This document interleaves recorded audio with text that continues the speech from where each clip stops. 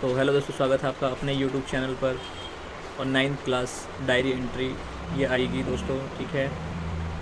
मार्गी is the totally शॉकेड कि वो एक आश्चर्यचकित है ये देखकर। रीड द बुक, किताब को देखकर। She is the decided right to entry about, ठीक है। तो वो डिसाइड करना चाहती है कि लिखना चाहती है उसके बारे में, about the strange old book, right the diary entry. पहचान नहीं पा रही है कि उसे 100 या 150 शब्द ऐसे लिखने हैं या 120 शब्द ऐसे लिखने हैं जो वो बता सकें कि पहले वाला वो ठीक है, या ईमेल वगैरह जो अब करते हैं हम नोट करके रखते हैं, क्योंकि ये ना टाइम में काफ़ी आगे जो है ना कहानी स्टोरी काफ़ी आगे की है। और ये इसे अपने दादा की बहुत पुरानी किताबों में से एक किताब मिलती है, तो उसे पढ़कर ये बहुत ज़्यादा शौक हो जाती है। तो उसके बारे में इसे डायरी एंट्री लिखनी है दोस्तों, आपको भी लिखनी है इसके बारे में, ठीक है ना। चलो चलते हैं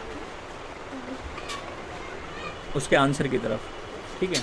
तो डायरी एंट्री बाय द मार्गी, ये जो भी डायरी लिख रहा है मार्गी, ठीक है, वो अपना नाम लिखेगा, या वो मार्गी हो या कोई भी हो, ठीक है। ये किसके द्वारा डायरी एंट्री लिखा रही है। और सबसे बेस्ट बात ये होती है इस डायरी एंट्री में, तो आपको जो भी चीज़ हो वो सबसे ऊपर कैपिटल वर्डों में लिखना होता है, और सारे वर्ड पहला वर्ड बड़ा होता है। जैसे लिखा हुआ है ना डी, यहाँ ई लिखा हुआ है, ठीक है, यहाँ एम लिखा हुआ है। तो ये जो ऊपर हेडिंग होती है ना, ये बड़े में होती है। फिर जो कंटेंट आता है दोस्तों, कंटेंट तुम्हें इस तरीके से बनाना पड़ता है।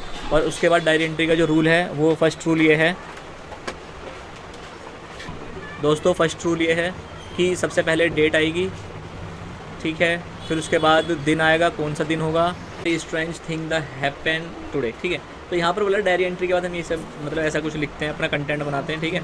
तो कह रहा है कि आज जो है यानी टुडे, आज है ना एक बहुत अजीब बात हुई, ठीक है। My brother Tommy found a real book, ठीक है। क्या हुआ कि मेरे भाई जो टॉमी है ना, उसे एक असली किताब मिली, ठीक है। यस, तो ये टाइम ना बहुत आगे की कहानी है, ये टाइम की बहुत आगे की कहानी, यहाँ की कहानी नहीं। तो यस रियल बुक, ठीक है। तो just a like grandfather told us the about, कि बिल्कुल वैसी ही जैसी हमारे दादाजी हमें बताया करते थे। तो मतलब उन्हें ऐसा लगता था कि उनके दादाजी मतलब कुछ बता रहे, सीम टू द वियर्ड, यह बहुत अजीब लगती है। It has the letter and the line printed on page that are yellow and critically, ठीक है। तो यहाँ पर क्या है, इसके अक्षर और पंक्तियाँ दोनों ही झुर्रीदार पन्नों में छपी हुई हैं, ठीक है। और शब्द के पन्ने भी स्थिर रहते हैं, ठीक है। And the word just stay still on the page, यह वाकई मज़ेदार है। Really funny the but also bit irritating to have to turn each page after you have finished reading, लेकिन पढ़ने के बाद हर पन्ना पलटना थोड़ा परेशान करने वाला भी है। It's feel like such a waste resources and once you are done you just throw is away, ये बर्बादी ऐसा लगता है और पढ़ने के बाद आप इसे फेंक देते हैं। बिल्कुल ठीक है बात है दोस्तों, क्योंकि बहुत आगे जाने के बाद यही होगा कि सब पूरा जो पढ़ाई है वो आपकी डिजिटल हो जाएगी, ठीक है। तो आप खाली इस पे ही लिखा करेंगे, इस पे ही पढ़ा करेंगे, इस पे ही समझा करेंगे, और जो नोट्स वगैरह हैं वो भी सब इसी पे ही हुआ करेंगे, ठीक है ना। तो और इसमें जो है अभी यहाँ बोला जा रहा है, Tommy is the acting if her the found some lost treasure. टॉमी ऐसा अभिनय कर रहा है, मतलब ऐसा दिखा रहा है टॉमी जो है कि उसे कोई खोया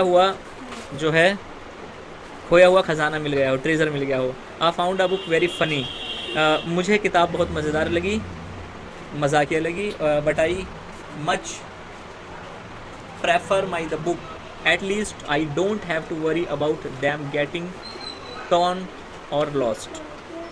लेकिन मुझे अपनी ई बुक ज़्यादा पसंद है। ई बुक का मतलब होता है दोस्तों कि जो इंटरनेट पे जो सारी कहानी वगैरह होती है ना, वो ई बुक वगैरह पे ही जो हम लिखते हैं, छापते हैं, तो सालों बाद भी वैसे ही हमें मिलेंगी जैसे हमने छापी होंगी।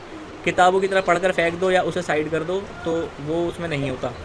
आज वो 10 साल बाद, 20 साल, 50 साल बाद भी निकालोगे तो आपको वहीं पढ़े हुए मिल जाएंगे।